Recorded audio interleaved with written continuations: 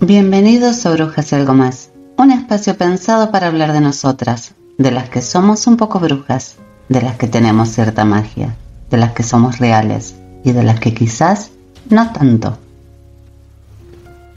Del mar, los vieron llegar, mis hermanos emplumados.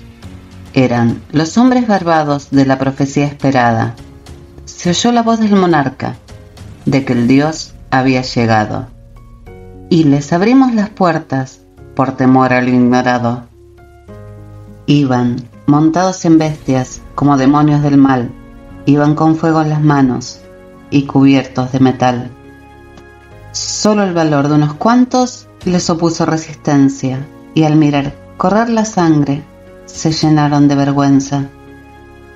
Porque los dioses ni comen ni gozan con lo robado, y cuando nos dimos cuenta ya todo estaba acabado. Y en ese error entregamos la grandeza del pasado, y en ese error nos quedamos 300 años esclavos. Se nos quedó el maleficio de brindar al extranjero nuestra fe, nuestra cultura, nuestro pan, nuestro dinero. Y le seguimos cambiando oro por cuentas de vidrio y damos nuestras riquezas por sus espejos con brillo. Hoy, en pleno siglo XX, nos siguen llegando rubios y les abrimos la casa y les llamamos amigos. Pero si llega cansado un indio de andar la sierra, lo humillamos y lo vemos como un extraño por su tierra.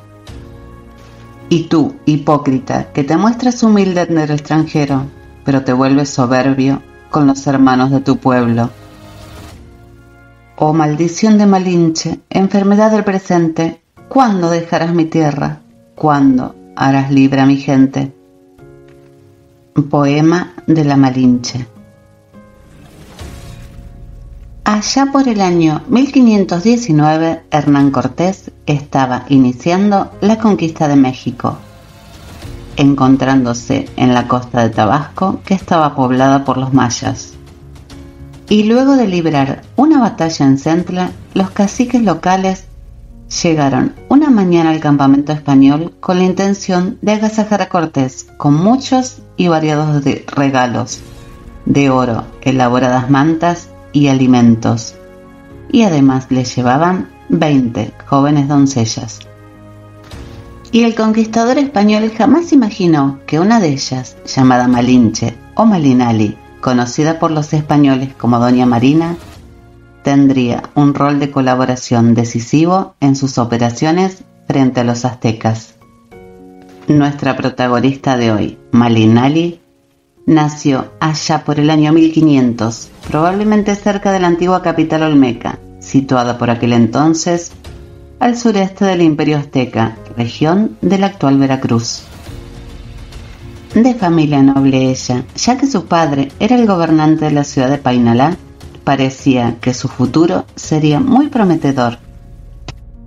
Pero todo cambió cuando muere su padre, volviéndose a casar su madre con un señor local, con el que tiene un hijo al que hacen su heredero, y al mismo tiempo decidían deshacerse de la pequeña Malinali. Por lo que cuando una niña de la misma edad muere en el pueblo, aprovecharon a hacerla pasar por su hija, y, protegidas por la oscuridad de la noche, la entregaron a unos mercaderes que pasaban. Y estos la venderían como esclava en el mercado a otros comerciantes mayas, quienes a su vez acabaron por venderla al señor de Potonchán, quien sería quien finalmente le entregaría a Hernán Cortés aquel marzo de 1519 junto a otras 19 doncellas. Y es dentro de las costumbres aztecas que la entrega de las jóvenes es posible, ya que solían viajar acompañados por mujeres que le cocinaban, por lo que al ver que los conquistadores españoles carecían de ellas, es que deciden ofrecerles algunas. Destinadas, claro, también al servicio doméstico, aunque tampoco se puede descartar que se convirtieran también en sus concubinas.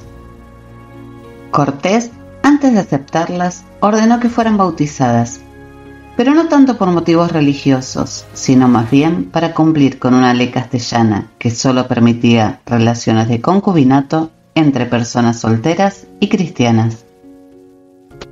Y al día siguiente, frente a un altar improvisado, con una imagen de la Virgen, una cruz y un fraile, se la bautizó, según sus propias palabras, a esa india señora que nos dieron, con el nombre de Doña Marina. Finalizado el oficio del bautizo, Cortés repartió esas primeras cristianas entre sus capitanes, y a Malinali, ahora Doña Marina, le entregó a un lejano pariente suyo, Alonso Hernández Portocarrero. Luego Hernán Cortés se embarcó hacia San Juan de Ulúa, llegando luego de 5 días de navegación. Era un Viernes Santo. Y mientras aún organizaban su campamento, aparecieron los embajadores de Moctezuma, intentando averiguar qué querían aquellos viajeros. Por lo que Cortés llama entonces a Jerónimo de Aguilar, un español que sabía el idioma maya tras haberse pasado varios años en Yucatán, luego de sobrevivir a un naufragio. Pero Aguilar no comprendía este idioma diferente, el náhuatl, y en ese momento se descubre que Marina o Malinali sí lo hablaba, ya que era el idioma de sus padres, además del maya, el idioma de sus amos en Potonchán. Y como resumió un cronista, Marina o Malinche o Malinali fue lengua, es decir, intérprete de esta manera. Cortés le hablaba a Aguilar y Aguilar a la Malinche y ella a los demás. Este sistema de traducción resultó un punto decisivo para lograr el avance del conquistador, al permitirle conocer la situación interna de cada grupo, y así ganarse su lealtad frente a Moctezuma, el enemigo que tenían en común. Y todo esto tuvo otra consecuencia, un cambio en la situación de ella. Al enterarse de sus conocimientos, Cortés le dice que fuera un intérprete fiel, que a cambio él le haría grandes favores, la casaría y le daría la libertad. Pero el conquistador no se detiene ahí. Si bien un cronista decía de ella que con 19 años parecía una diosa, no podríamos asegurarlo, ya que sus retratos son apenas esbozos de la época. En todo caso, Cortés no se tarda nada en convertirla en su amante, y quizás para facilitar las cosas, ordenó que Portocarrero, a quien se la había entregado antes, le llevara una carta al rey de España. La colaboración entre Cortés y Doña Marina, como él la llamaba, fue tan estrecha que comenzaron a llamarlo Malinche él también. Como ella siempre estaba en su compañía, lo llamaban el capitán de marina y, por ser más breves, directamente Malinche. Y muy a menudo su papel como intérprete sería decisivo. Por ejemplo, en Cholula salvó a los españoles de una muerte segura al revelarles un complot que una mujer del lugar le había confesado. En Tenochtitlán hizo posibles las conversaciones entre Moctezuma y Cortés, en las que Malilla debería traducir complicados discursos del español sobre los fundamentos del cristianismo y el vasallaje que se le debía a Carlos V. Luego, ante el acoso azteca, durante la llamada Noche Triste, se produce la huida extrema de los españoles. Malinali iba en la retaguardia del grupo. Una vez salvado, Cortés, una de sus principales preocupaciones fue conocer el estado de sus intérpretes, rogando que no se hubiesen perdido ni ella ni Jerónimo de Aguilar. Y asimismo, en la campaña final que se llevó a cabo, el trabajo de Malinali fue decisivo para recabar el apoyo masivo de los enemigos de los aztecas, y luego también para transmitir las más duras exigencias de los españoles contra los vencidos. Así, Malinali, dibujando un gran círculo con sus manos, les dijo: tenéis que presentar 200 piezas de oro de este tamaño. Luego de conquistada la capital azteca, Cortés se instalaría en Coyoacán, una población cercana. Malinali o Marina siguió junto a él y en 1522 tienen un hijo al que llaman Martín. Pero ya había llegado a México desde Cuba la esposa de Cortés, por lo que éste decide reubicar a su concubina.